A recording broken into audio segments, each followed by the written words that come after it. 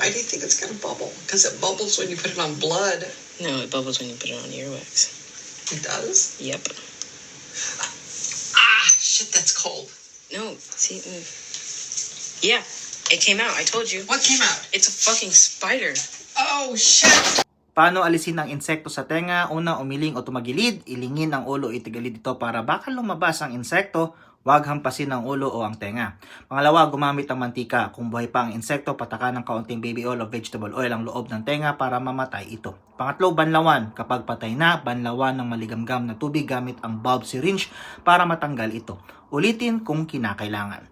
Mga dapat iwasan, huwag magpanik, huwag gumamit ng cotton buds, baka lalong pumasok ang insekto o masira ang tenga. Huwag gumamit ng tubig kung hindi sigurado kung insekto ba ang nasa loob nito. Huwag baliwalain, mas delikado kung pinabayaan.